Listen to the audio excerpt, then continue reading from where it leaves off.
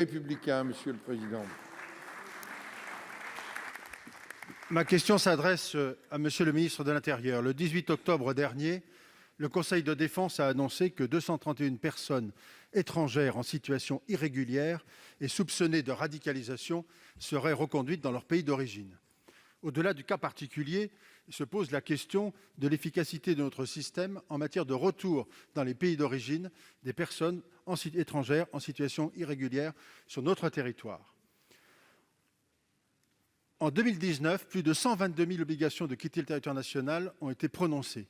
Moins de 15 000 ont été exécutées. En 2018, dans cet hémicycle, le Sénat a voté une disposition assez simple qui consisterait, pour obtenir des laissez-passer consulaires des pays sources, de conditionner l'obtention de visas au fait que les pays acceptent de recevoir leurs ressortissants étrangers sur leur territoire dès lors qu'ils sont en France en situation irrégulière. Compte tenu des circonstances, mais au-delà de celles-ci même, Monsieur le ministre, pourriez-vous reprendre à votre charge cette proposition du Sénat qui, malheureusement, avait fait l'objet d'un refus du gouvernement à l'époque et d'un désaccord de l'Assemblée nationale à l'époque? Pour vous répondre, la parole est au ministre de l'Intérieur. Monsieur Darmanin, vous avez la parole. Monsieur le président, mesdames et messieurs les sénateurs, monsieur le sénateur, vous avez raison, les étrangers en situation irrégulière qui sont définitivement, après des décisions de justice, lorsqu'ils ont fait recours, parce que nous sommes un État de droit, et qui ont une OQTF, une obligation de quitter le territoire national, de retourner dans leur pays. C'est une évidence, et nous devons appliquer le droit.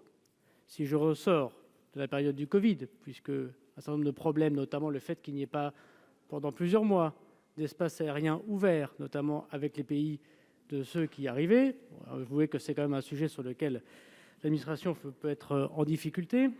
Il y a la question des laissez-passer consulaires et de la reconnaissance que ces citoyens sont bien des citoyens des pays qui viennent sur le territoire national. Je suis prêt à étudier toutes les dispositions qui, conformément au droit, permettent le retour dans des bonnes conditions de ces étrangers en situation irrégulière. J'aimerais cependant pas que votre démonstration démontre que ce gouvernement serait laxiste et que lorsque vous étiez en responsabilité, vous étiez courageux. Puisque dans la moyenne des 5 ans entre 2007 et 2012, vous étiez à 12 000 par an reconduits à la frontière et que le gouvernement du président de la République, y compris avec la crise du Covid, est à 18 000. Vous aurez constaté 2 000 de différence. Mais je ne voudrais pas qu'il y ait de lien non plus entre étrangers et personnes radicalisées. Ce qu'il faudrait, Monsieur le Président, c'est être ferme sur nos principes, sur la liberté d'expression. Quand j'entends le président de votre groupe ce matin sur RTL dire, je cite M. Retailleau, qui donne des leçons de fermeté à tout bout de champ. Oui à la caricature, mais avec une forme de respect. Eh bien non, Monsieur le Président Retailleau. La liberté d'expression, elle est totale, même quand ça gêne, elle concerne toutes les religions, et c'est avec ce genre de format. Monsieur Ciotti vous a d'ailleurs corrigé, Monsieur Abad vous a corrigé, et oui, vous devriez retirer vos propos, parce que je crois, Monsieur le Président Retailleau, que c'est avec des propos comme ceux-ci qu'on n'encourage pas le Président de la République et le gouvernement à être fermes comme nous le sommes depuis ce matin. Monsieur le Président Buffet. Monsieur le ministre, je n'ignore pas que la période de 2020, compte tenu de la situation sanitaire, peut poser des difficultés. Je ne vous le conteste pas d'ailleurs, les chiffres que je vous donnais sont ceux de 2019.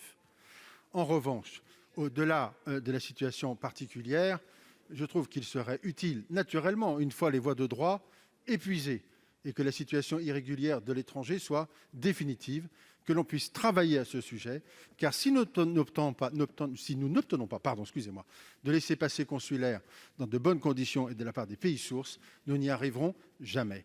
Et malheureusement, le conditionnement, en tous les cas, le fait de dire que nous ne donnerons pas de visa si nous n'avons pas ces laissez-passer consulaires, peut être un moyen de discussion. Vraiment, le Sénat s'y était engagé. Je souhaite que nous puissions continuer là-dessus.